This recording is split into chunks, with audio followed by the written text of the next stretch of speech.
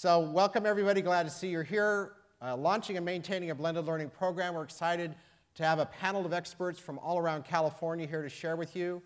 We've got Barbara Bray, Elizabeth Calhoon, John Crippa was going to be here, but he had to leave. Randy from Orange County Department of Education, myself, Rob Darrow, Susan Stewart, and then Diane Darrow. Diane and I are not related, but we met each other on Twitter and met at a conference many years ago. So welcome to those of you that are in the room, those of you that are listening in. We included this as part of Connected Educator Month, so we know there are people out there on the live stream, and you're welcome to join us as well. So we're glad you're here. The two hashtags we want to use are CE14 or Fall Q, and then we've got resources in there on our slides, and it's all linked there on our page as well. So with that, I want to move forward just to kind of frame the conversation about blended learning here, that we continue to wrestle with this definition, but it's really important because if we're going to research it, if we're going to teach it to others, and if we're going to implement it, we really need to know what it is. And so it's kind of nice to start with what it's not. So the Clayton Christensen Institute put this slide together, and as they point out, you know, a technology-rich classroom is great, but it's really not the same as a blended learning classroom. We know that good teaching and learning involves students, teachers, and the content and all those things together, and it's really hard for all those layers to get into one definition of blended learning. But we continue to try to do that. As we talk about teaching and learning, generally as we talk about traditional, we talk about the way it used to be, teacher lecture, quarterly benchmark testing. If students don't get it, the teacher generally moves on and there's a limited use of technology. But when we talk about blended or moving towards blended, then there's more use of all of those things that make it more personalized for students overall. So here's the Christensen Institute definition of blended learning. A formal education program, students have some control over time, place, and path, at least some supervision at a brick and mortar place like a school and at home, and then they just added this last part a year ago about the modalities along each student's learning path within a course. And in our Connected Educator Month webinar at the beginning of the month, Heather Staker, who helped with this definition, clarified that last part for me, and I thought I would share that with you. She pointed out that if a student goes to a computer lab and does like Math Blaster, that's great. But if that Math Blaster or whatever math program is not integrated back into the classroom and the data from that is not used by the teacher, then that's not really blended learning. It's not that it's good or bad, it's just not as blended as it could be if they're using that data for instruction as they're going through. So when we talk about blended learning, we're talking about digital resources, we're talking about kids engaging on a daily basis with digital resources, usually through some sort of course management system or related tools, and that students have some control over that path. And you know, whether you teach second grade or fifth grade or high school or whatever, you know that at different levels, that's a challenge. And then really this final part is really important, that there's ongoing data that teachers can use to modify curriculum to better individualize instruction. So here's our couple of visuals just to help in thinking about this. So years ago when I started teaching, we had textbook enhanced learning and teaching. Gradually, I remember the school I was working at got the first computer, and one computer in the school, we were excited about that. And gradually, you know, we've moved into this world where there's computers throughout. We had computer labs. That's really, and when we moved online, that's web online enhanced. And when you really get into blending, it's a combination of using the technology, the pedagogy of your teaching, and all of those other pieces together. And of course, online teaching is way over to the other side. I often say to people, we couldn't really have blended learning until we had online teaching and learning, because it's those online teaching tools that now are using in the face-to-face classroom that create a blended classroom. Many of you are probably familiar also with the SAMR model, and if you think about blended and SAMR, you know, if we're simply using a computer in a classroom to watch a movie and take notes, that's really not a great use of a technology, right? But if you can think about better ways to integrate those things together, then of course that's higher up on the SAMR model. And then finally, INACOL produced this blended learning roadmap. And in the process of looking at various schools in New York City and across the United States, realized there's really 6 elements you need for that implementation. So there's no way we're going to hit all of those, but I just wanted to kind of set that framework so you knew those tools are out there to use. So whatever stage you're at in your school or your school district or your classroom, you realize those frameworks are there. So It's also important to realize that, this is a journey, it's not a destination. You don't just flip on a light switch one day and say we're now doing blended learning.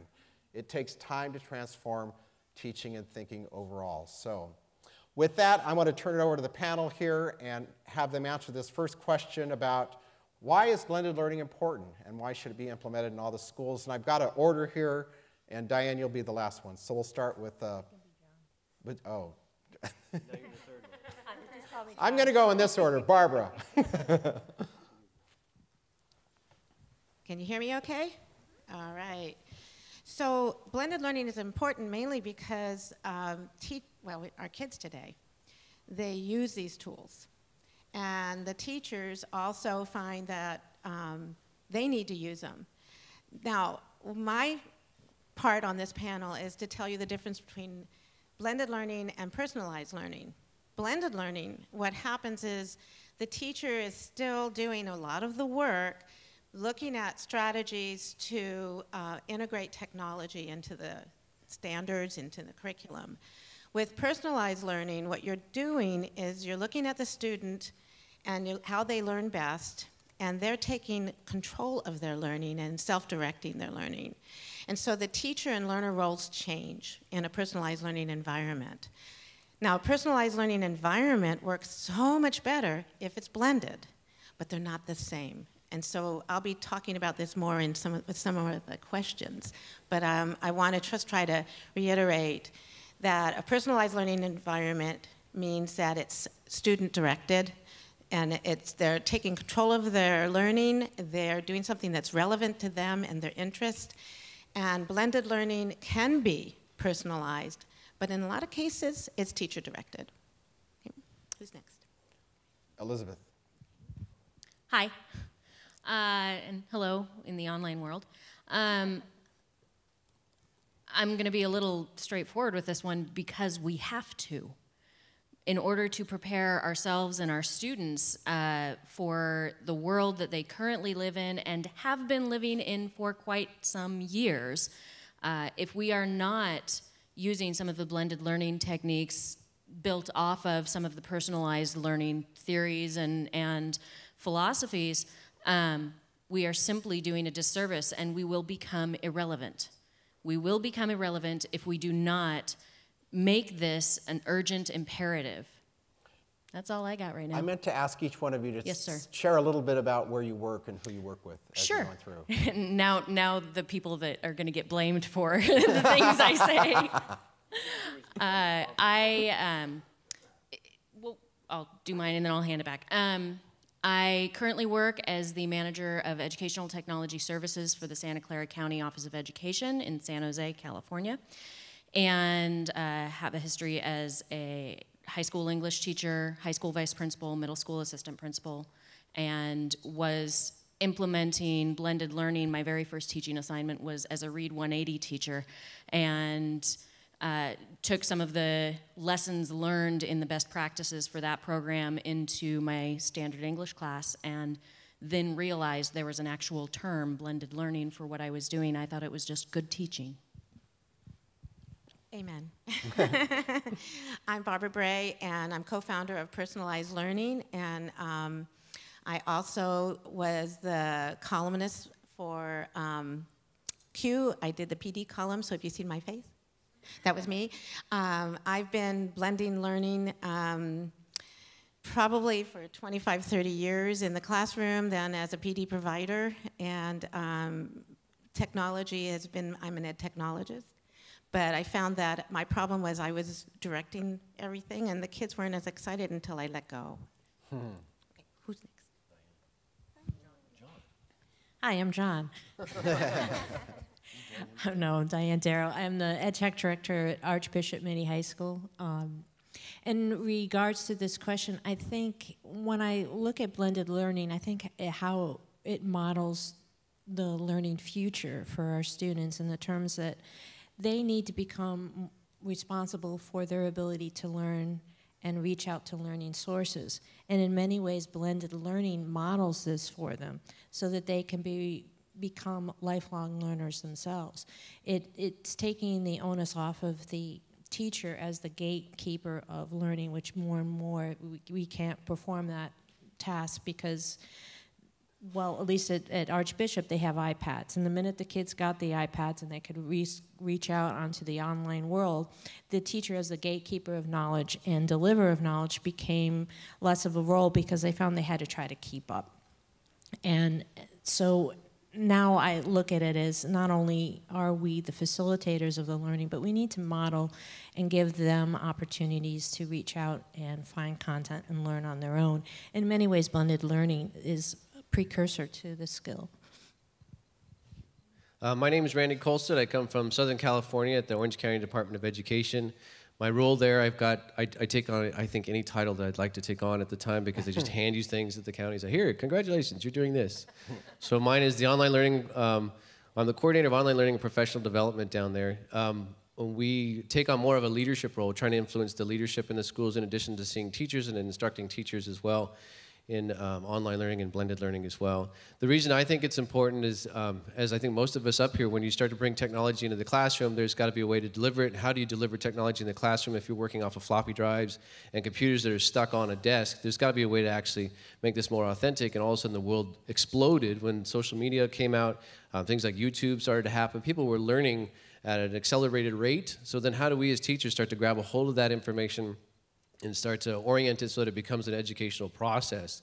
And you can't do that unless you have a program, and currently we're naming that program Blended Learning, and here's the structure that we're going to wrap around that, and everybody's actually building that structure. And I think that's what we need to do in order to help the teachers. We need to make sure the administrators understand what that process is, understand the definition of it, understand what it is to do a blended program, and then actually start to deliver that to the teachers so they can take advantage of not only the technology, but all the multitude of tools that are out there. There's thousands that are coming up every single day. So how does the teacher sift through that and find out the best way to make that happen if they haven't gotten the foundations that they need?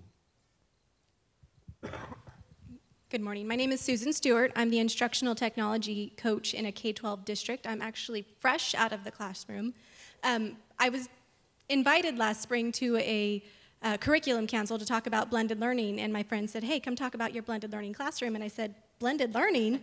I'm doing blended learning, and we started talking about the definition. I'm like, oh, wow. Again, effective teaching, that's what I thought. So to answer the question, why is blended learning important, and why should we be implementing it in schools? I have my 3 E's, okay? I start with it's effective. All the opportunities that technology offers with differentiation and activity variety, it's an effective way to teach. It's efficient. When we use blended learning, we get to gather and analyze data. And I don't know about you, I haven't met a lot of teachers who say, I have too much time on my hands. So it's efficient. It gets the job done. We're able to gather that data, analyze that data. And most importantly, it engages and empowers our students. When students have those choices and voice in their activities and are able to personalize their learning, blended learning is the model. What did you teach?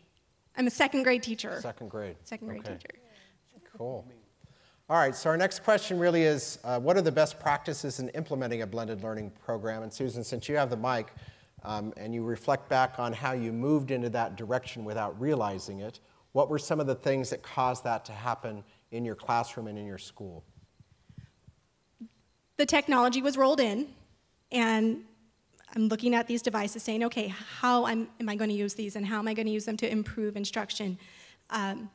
Best practices, I needed to make sure that they were not going online to play games, that I was getting something from it. I needed to go see how I can find tools where students were learning and showing what they know, and that I could use that information to guide further instruction.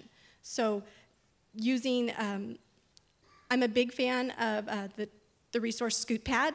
And the reason why, in a lot of ways, sometimes people say it's just like worksheets, but the one thing that's different is that I get the data. And I joke, I've never gotten data from homework before. And my last year in a rural K-12 district, 24 students went completely paperless in homework using that resource. Wow. It was amazing, it was beautiful. And every morning I could start my day by saying, how did we do last night? And I could, no, got it. We're good, let's move forward, or maybe we need to spend a little bit, truly guiding instruction on a daily basis. Now, in the last session, we heard this big debate about iPads versus Chromebooks. What were the devices you used at your school? I was really creative. And I only had 6 devices. We weren't one-to-one, so we did a lot of rotating. Okay. 6 Windows 8 tablets was how we went paperless. Great. Whoever else would like to talk about the best practices, go for it. I think kind of piggybacking on what you were just saying around data and around starting, first of all, with what's your end goal in mind. So many times we have districts or schools call us at the county office and say, we just bought a whole bunch of this stuff, just stuff. And how do we use it? And what should we do now? And in an ideal world, we would start with, of course, let's all come together, bring all the stakeholders together, and have a conversation about what are our learning goals, where are our pain points? Okay, now let's build what kind of equipment we're going to buy around that. But in reality, somebody makes a decision about what kind of devices are going to show up, and they show up. And you may or may not get PD around that. And so when we're talking about best practices, ideally, you start with the learning goals. Ideally, you start with where are your pain points and what is it that we need. And you know what? Sometimes it might not be technology. That, I know, I'm sorry. This is blended learning. But it might not be that is going to solve the pain points. However, what we've found is that with your sort of 3 E's and the efficiency and the effectiveness, that oftentimes some of those pain points come from places that have to do with inefficiencies. And so if we can find ways, whether the best practice is starting with a data-driven process. One of the things we're doing at Santa Clara County is starting to roll out with some pilot districts the use of a program called Bright Bites. That's what we're using. There are other programs as well, but it helps you really thoroughly look at where are those pain points instead of just going on strictly perception data that's written as a survey by somebody who may or may not know how to write surveys, and you get that data back, it could be faulty. And so this way we're starting to get hoping to get some good information to drive the practices and to figure out what are the best practices rather than just, hey, this is our experience. One of the things, I do work in other states, so I'm going to just share a few of the things some teachers are doing, and some districts. And many of them, like Maine, got one-to-one, and we're working in Wisconsin also. And what they found is they had implemented blended learning, but the practice didn't change. So what they did is pulled back and said, we need to have a common belief system of what it means to be student-centered.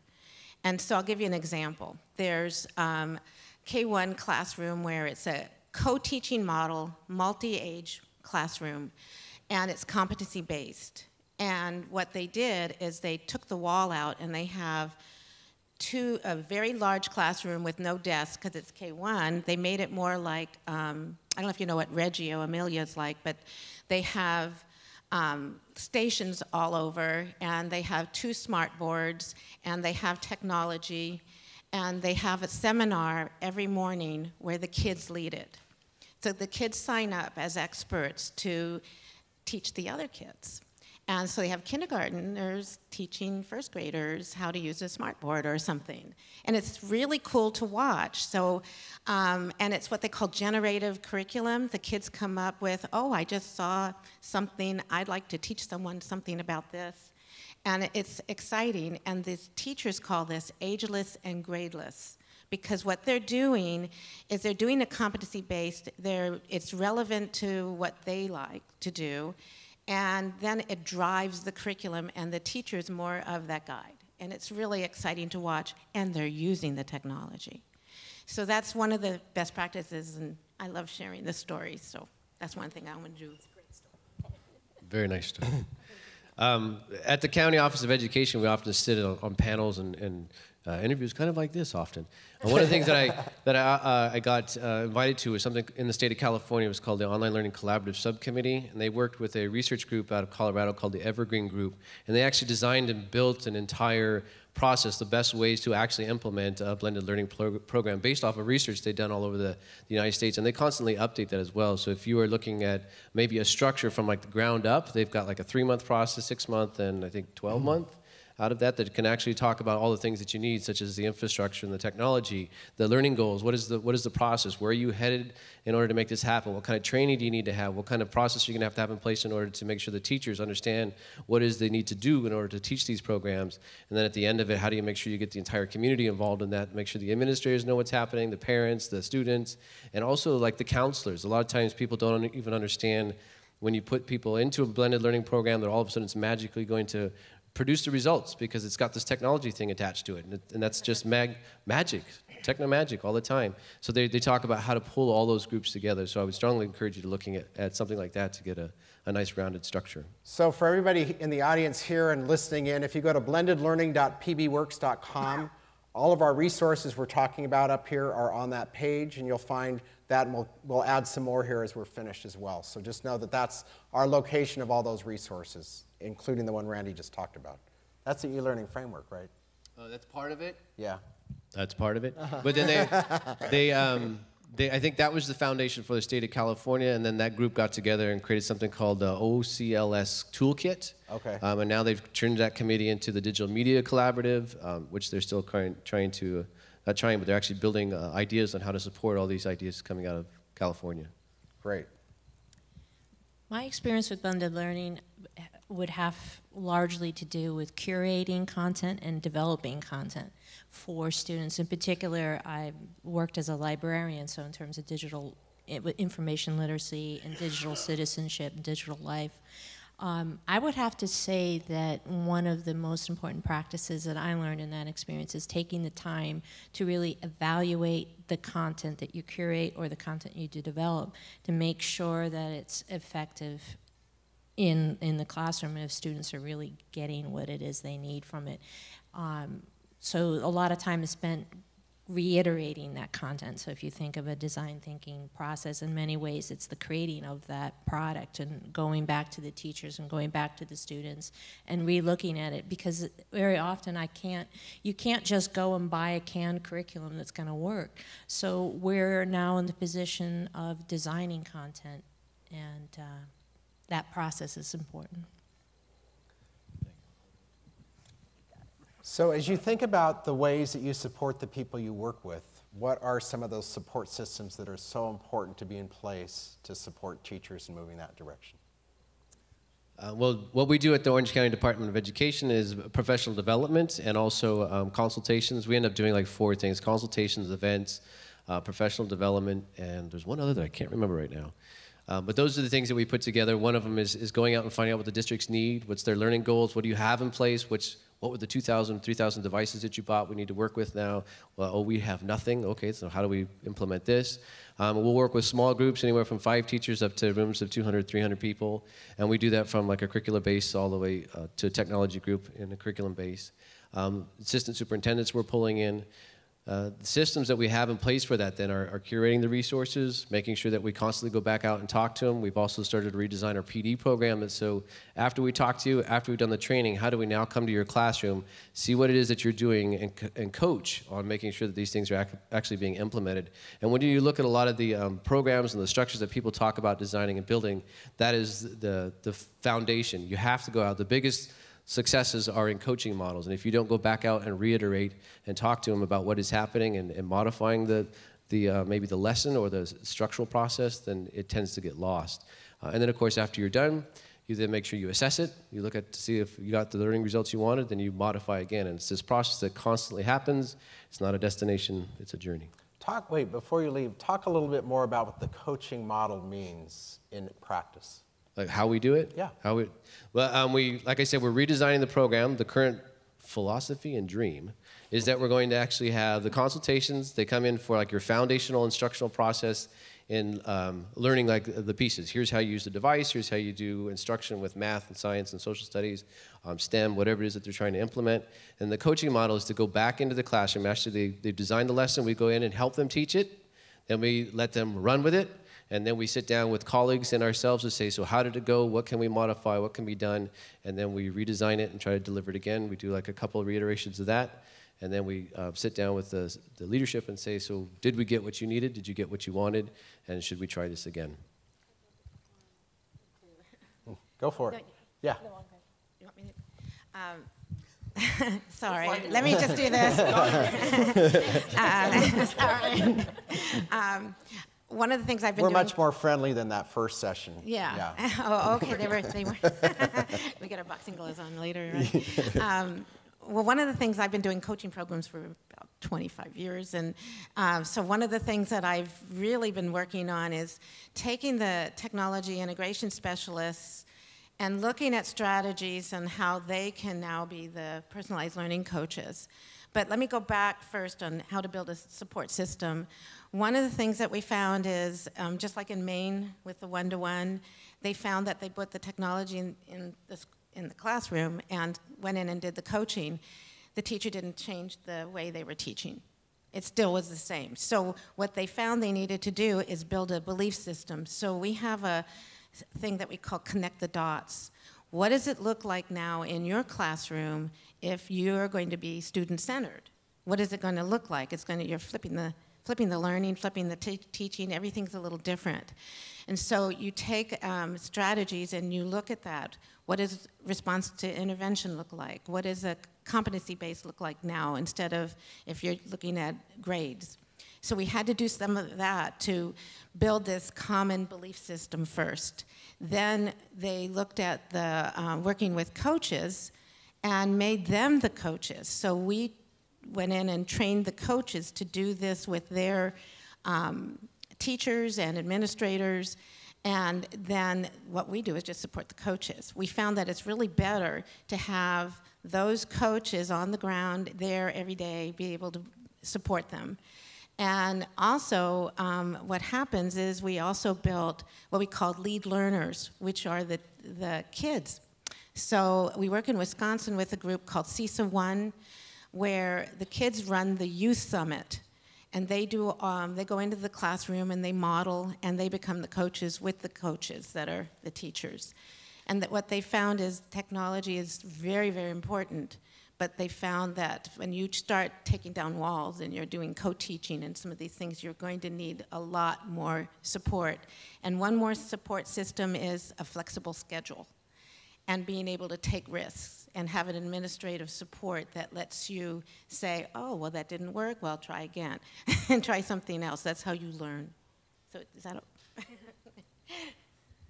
I'm so glad you mentioned the coaching model, because that's my life now. I'm a technology coach in my small district. I have 120 students, and those are my teachers.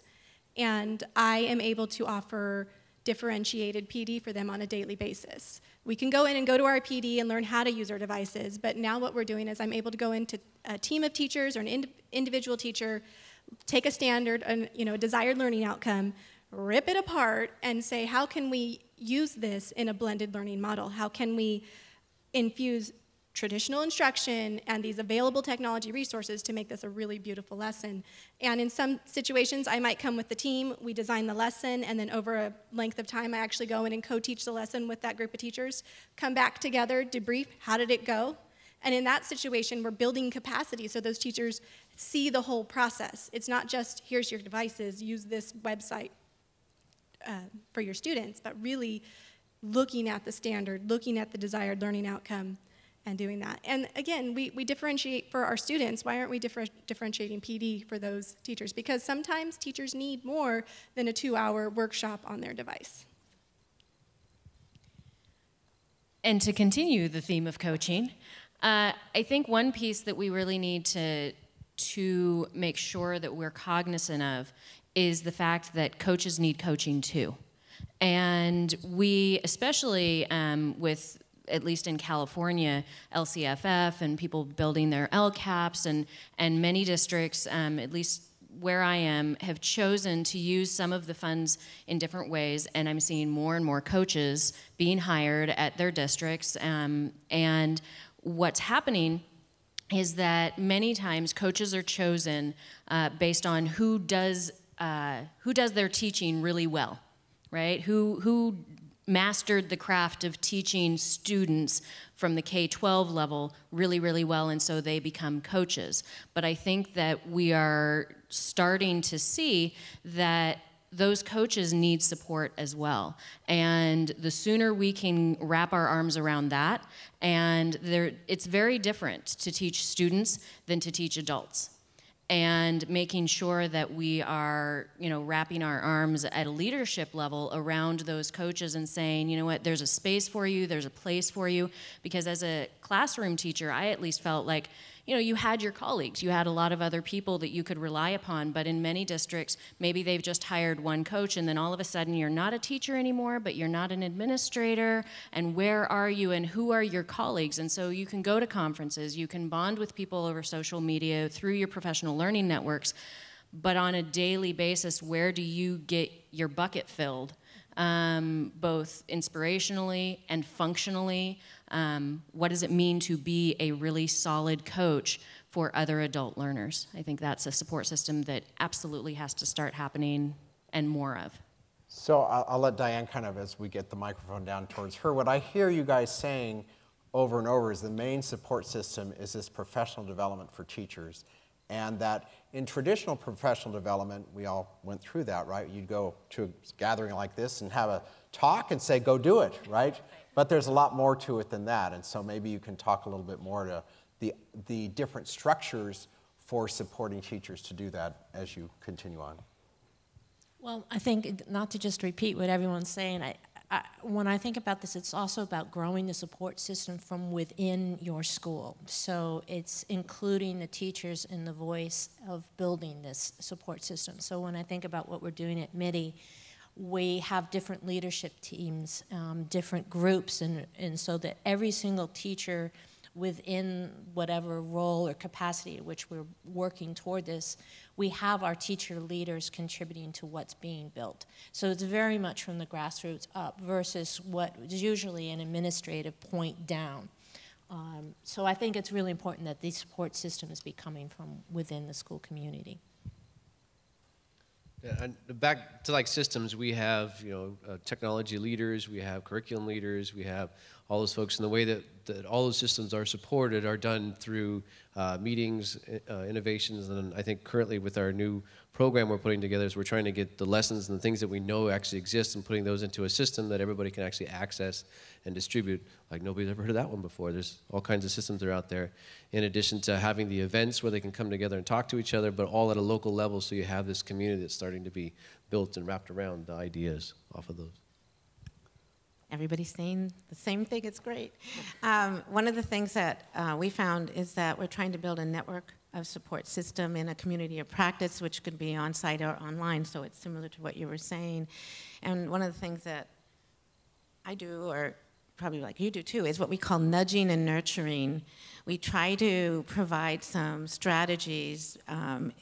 When they ask a question, we'll nudge them to look for some of the answers themselves or connect them to other people. So Connected Educator, which is a great thing, is connecting people that do the same thing as you. So that's one of my jobs, and I'm sure everyone here is connecting another educator that's in the same role is probably better than me because I'm not in that role. So that's kind of our job, I think, is connecting and nudging, nurturing what they're doing. And my thing right now is sharing. I like to share the stories of all the success, the successes they do of effective teaching and how they're engaging their learners, because I think it's really important to see what it looks like if you haven't done it.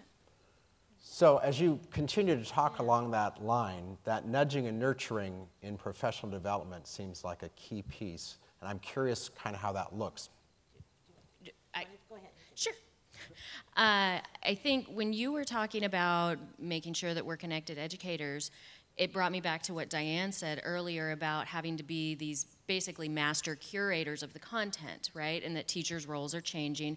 And I think part of our role isn't just becoming these master curators of the content, but master curators of one another and connecting to one another so that we're able to say, hey, you know what? I don't know everything about English. I've got people contacting me asking me, hey, what can you tell me about the best iPad apps for autism? I don't know. I do not know. But that's okay because I've connected with enough other people that I can say, hey, Barbara, hey, Susan, what do you know about this? And that is invaluable because then you're making these connections between one another. And we've always said for years and years that it's the people. It's computers are never going to replace teachers because it's the relationship first. And so what's the biggest ongoing support system? Nurturing your teachers and making them feel like it's safe to fail, making them feel like, you know, the FAIL acronym, which I know there's like 500 going around right now. But I love the first attempt at learning. That's my favorite one right now.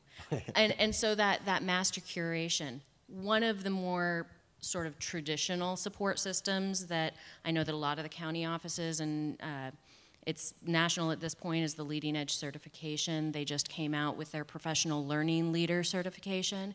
It's a blended course that's designed for instructional coaching, regardless of whether it's technology or anything else. And you've got these fantastic opportunities for people to explore their skills within coaching and within a blended learning program, and it's completely transparent. You can see what other people are doing, you make those connections. It's just wonderful. Here, sorry, I'm done for now. I just want to throw in a little comment here, and that is that we were talking about nudging, but for the longest time, teachers and professionals really haven't, their wealth of knowledge has never been really honored. And I think that one thing that I really love about this is it's honoring their expertise. We are surrounded by experts, and for the longest time, professional development has been something that we're going to develop upon them. Mm-hmm. And for the first time now, it's like, you know, I have a source of teachers that are experts in all different ways. And what I love about it is I can say, come forward and help us. And that really changes the dynamics of your community and your professional community. I think it's a really healthy change. So when you say to a group of teachers, come and help us, what does that look like in a school? Or how do you actually do that as a leader in a school? Okay, let me think about, right now we have what Apple would call a vanguard team, and at Bishop they call it a spectrum team. What this is a group of technology leaders. And we have them, it's a high school, so we have them from the different departments. So as we're going forward and developing different tools, we'll look at the language team and say, all right, now let's look at Zaption and how that you could use this for your science or for your world language. So it's going into the content teams that could really use a tool, and having them dive in and then deliver the PD. And it's a type of tool that particularly connects to their discipline. Or for right now, we're looking at developing a digital citizenship literacy team. So we have different people from the different departments. And ironically, the religion department, because I'm teaching in a Catholic school now, the religion department is phenomenal at research. We need to work on bias, but that's a whole nother subject. I was raised Unitarian, so you can imagine what's going on. So they really bring to the table some wonderful research skills. Everybody has a toolbox, and it's just knowing what their toolbox is and being aware enough of what your teacher population has and asking them to bring out that screwdriver or that hammer. So that's an interesting analogy. You talked about using tools there. I'm curious for all of you, again, as we think about these support systems and professional development, what are the measures that you see that shows progress towards these end goals that we're all talking about? I mean, what does it look like, and what tools do you have that cause people to know, oh, this year I've grown, I've improved? What are those things that you guys see that you could share with our audience here that exist? So currently I'm part of a grant that's trying to combine STEM initiatives or STEM training.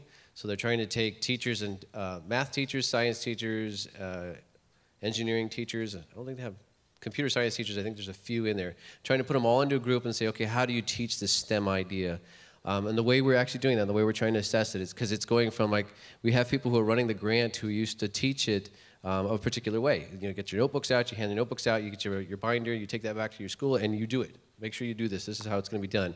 And this year we've actually started to try to blend it, and trying to shift that and make that change is creating us to rethink how we're actually trying to deliver the whole process. So we've also had to incorporate badging into it.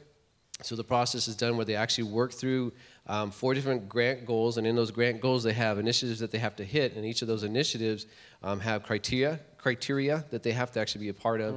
So you have to upload, you have to implement a PBL lesson, you have to Make sure the lesson is then taught by you to your students, by you to your colleagues, and then actually reworked so that it actually is refined. And then through that process, you end up getting different certification, which eventually hopefully leads to like a STEM certification off of there. So it's this process by which they're going through, and then they can analyze, I've got holes in these areas. I don't understand this process. I need to get help from the science teacher. I need to get help from the math teacher. I need to get help from the technology coordinator, whoever it might be, and they can actually analyze themselves. In addition, they can be analyzed. In addition, we can actually see what's happening in the grant to see if it has been effective or not through that process. Who came up with that criteria? We actually have 4 or 5 of us. So the technology section was done by me. The science section is being done by, I think, one of our university professors. Math, same thing, university professor.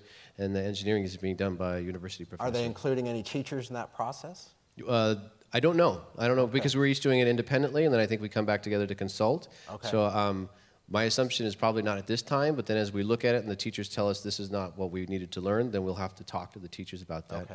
As the teachers start to deliver their curriculum and have discussions, they are letting us know that information because they're in the grant. Right. So they're a big part of actually building this process as well. And it's a 3-year grant, so it's not happening like tomorrow. It's a whole process. Okay.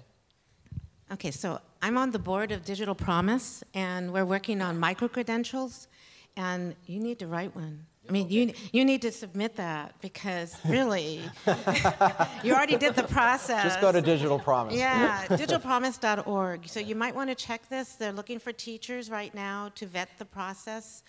And so they have 2 micro-credentials, and I can't remember them because I've been working on the design thinking one, and that's not the one that they have up right now.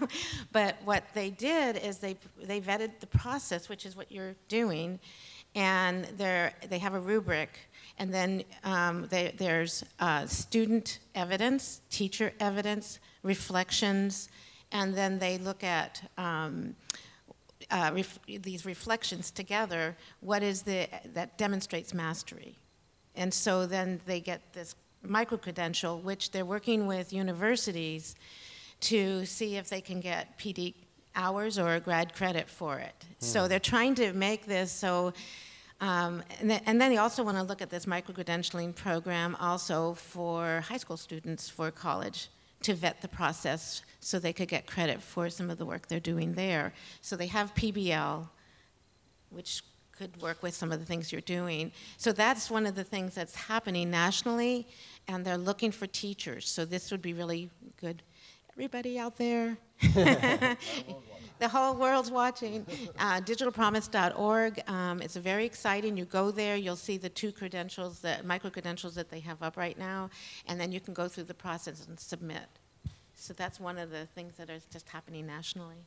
Great. So do you guys have some other ways that you can allow people to see that they've progressed towards blended learning? I like to see who's failing because that means they've stepped out of their box. So many teachers are afraid to try. And when someone comes to me and says, Susan, I really tried this and it was horrible, I get so excited. First attempt in learning. Absolutely. So, I can do surveys and I can do rubrics, but really it's about having that relationship with someone. They're willing to come up and say, I want to do this, I want to try. I stepped out of my box, I want to reinvent my instruction, but I failed. So I measure failure as well because that means here we have this chance to grow. Great. A final word on that? Okay. Okay, we talked about, benchmarks we use for professional development, but perhaps in a blended learning program, what are some benchmarks or metrics that people should be using? Now, let me back up a minute and say that, traditionally, and I'll say this in California since I live here as well, we would implement a technology program or a one-to-one or anything, and then the school board would say, well, we want to see results at the end of the year's test. Well, we know that's not a great measure, but what are the other measures we should be using and communicating out with our various stakeholders? Anybody else want to start on this one? I need some think time.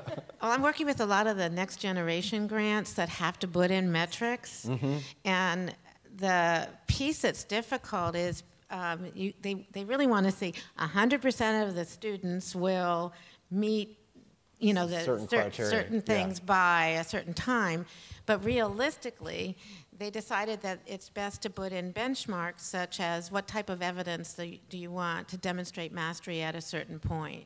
And so almost all of them are putting in portfolios, putting in reflections, putting in the data, comparing at that point I was here and now I'm here, and then they're looking at developing a dashboard so they can help the teachers be able to look at where they are, but they need to have that baseline when they start.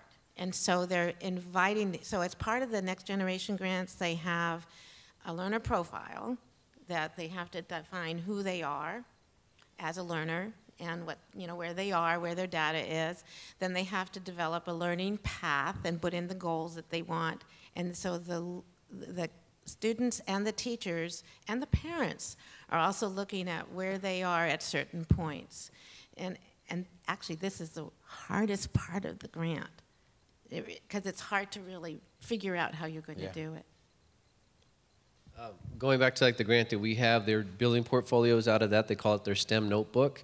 Not a whole lot of rubrics put into that, not a whole lot of structure designed to it, other than you have to have this criteria in order to move through the process. So it's more of a self-evaluative thing, and they also have reflections that happen throughout that entire process. And then the LEC kind of does that same process too. You have, the overarching, here's the knowledge you need to have, so you give yourself a benchmark, and then you have an activity to determine if you're understanding that information, and then a discussion to collaborate and connect, and then a project or a portfolio assignment that you have to put together that somebody else can look at to see if you've actually seen all of this, and then finally a self-reflection that says, here's what I've learned, here's what I've gotten out of this. And we know that the majority of learning occurs when, I think this is visible learning with John Hattie's work, the majority of the work, majority of the learning happens when you do a self-reflection, as long as you understand what that objective is, as long as you have a clear direction and goal in mind, then the learning will start to occur as you start to see, well, I didn't quite get there, I think I'm getting there. I know how far I failed, so I know how far I have to climb in order to get to that level. Other thoughts about metrics? Okay. All right. So and it's really hard to see people out there with the house dark, but are there other questions about blended learning or thoughts that you have out there that you want to throw out to our panel here? I want to say something. Oh, great. I think just one other piece that while absolutely we need to honor the professional development, the coaching, the teaching, I think another piece that we also need to just be very, very aware of is the policies, the politics that are involved with what we deal with. And it's important that we be cognizant of it, because we need to know where we need to push. And if we're just running out there slapdash saying, we need to do this and this is what's good for people, but we're not speaking the language of the politicians, or we're not speaking the, and trust me, I am not by nature a political beast, but you learn how to do that when you are in particular positions. And what I've found is that being able to really see that everybody, in fact, really does have something to bring to the table. The politicians, the lawmakers, and if you get everybody at the same table together, including and especially giving teachers a voice and giving the coaches a voice, I think that really powerful things can happen. And one of the kind of shout outs that I want to do in particular is to our county, or in particular Dr. Kelly Calhoun's work with On the Line initiative. If you go to onthelineca.org, which is linked in the wiki as well, this is a collaborative effort between some of the organizations that have a lot to say about blended learning. SETPA Q is a partner, Fagan, Friedman, and Fulfrost, CSBA, which is the board, California School Boards Association, Common Sense Media, among many others, but basically OCDE. And we have all kind of come together and said, what is it that we need to do to get people out of the frame of mind that this is about the technology, when in fact, what we're talking about is human behavior, and kind of going back to our original points that it's not about blended learning being the best way. We're talking about good learning, good teaching, period. And helping both decision makers through the process of advisement of California School Boards Association, and then them coming back and saying, okay, well, maybe we don't need to have an iPad policy. We can just have a behavioral, this is what it means to be a professional in this industry, frankly. So I'm curious, with the kind of thought about policies and that sort of thing to remove barriers and that sort of thing, Barbara, you've worked with different schools and districts in the next generation programs. What are some things they've done to help break down those barriers? Well, California is one of the states that's part of the waiver that could happen with the Carnegie unit. I don't know if people know that. There's 30 states that some districts are getting a waiver that they don't have to do grade levels the same way. They can do, you can have a child at 5th grade doing 7th grade work. So it's kind of interesting that California is part of that. I'll give you an example of Kentucky. Kentucky decided to develop 10 innovation districts. And what they did is they gave those districts waivers. They don't need any grade levels at all. And so for this whole year, you have kids that are doing it all competency-based, and they're demonstrating evidence. So we're moving to that. California is moving to that, and a lot of people are like, what does that mean if I'm a 3rd grade teacher? And so that will impact teaching here. And so people will need to know what that means and how am I going to change the way I teach and what's going to happen to the kids and how is that going to involve, what is school going to look like? Right. Okay. So why don't we kind of move towards wrapping up here and give you a final word. And Barbara, since you have the microphone, why don't you give some final words of advice or reflection based on what we've talked about here today. And as each of you are doing that, I'll kind of put up your slides here with your resources. All I can say is I love being here with everybody. I'm a Californian, and I love working in California, and I'm watching what people are doing and love to share your stories. So I just wrote a book. So I have my book called Make Learning Personal, which is about the stories that are happening around the country, and I need some more from California. So that's what I want to do. And so if you go to the website, my website is personalizedlearning.com. We write up people's journeys, and we also put up models of what, like with Kentucky, just to give you an example of Taylor County schools and what they did with theirs, so you can, and we put up videos and things like that. So if you have some stories you'd like to tell, I would love it, because I've heard some things here tonight. I just want to talk to you about your coaching program. So, and thank you for allowing me to be on the panel with everyone. Final thoughts, Elizabeth? Go out and fail hard. That's all I got. Susan, you want to go ahead and comment? I think a lot of teachers get intimidated when you give a, blended learning method. They don't know what that means, and they think that they're subscribing to something really intense. But when you think of blending, you have all kinds of mixes. You can have a light pour and a heavier pour, and really, it doesn't have to start 100%. We're going to blend everything. Let's start with one lesson and one learning outcome. Let's blend it and see what it looks like. And fail. Fail hard. Just add and fail to the end of everything. There we go. Randy? So for me, I would say don't go it alone. A lot of us, especially a lot of us who are in leadership roles in the past, have said, hey, you're the expert. You should go out there and you should be teaching classes on this. And then we found ourselves standing up there kind of like by ourselves going, well, wait a minute, I don't quite understand all these pieces. I don't understand English. I don't understand science. So eventually you have to pull other people in. I don't know if people have seen like the Dancing Man video. We end up showing that a lot at our administrative programs. It shows the guy in the field dancing crazily. Nobody understands what he's doing. Another man joins, and eventually there's this big movement that occurs behind it. Be that second person, be that second leader that comes in and supports the crazy person dancing, because eventually it's going to be you who's going to be dancing, and you're going to need the people behind you to help support your leadership. Great. Reach out to your librarians. They are search experts, and they will be able to really help you with the curation of content. Great. So I think one of the things that hit me as our panel is talking about out here is how do we build that network among ourselves within California especially, because those of us who've been around know, it's frustrating, right? And the only way we can do that is building that network. And I think Again, I want to thank CUE for being part of that network. Within CUE, we have the e-learning network, which I would invite you to be part of. We've got like, I don't know, 5,000 members, and I'll send out emails because I'm a co-chair of that and not get any responses. So perhaps we can figure out a way to better network with these kinds of concepts as we move forward. Personally, for me, I'm building this blended teacher network because I know the difference it makes with a teacher.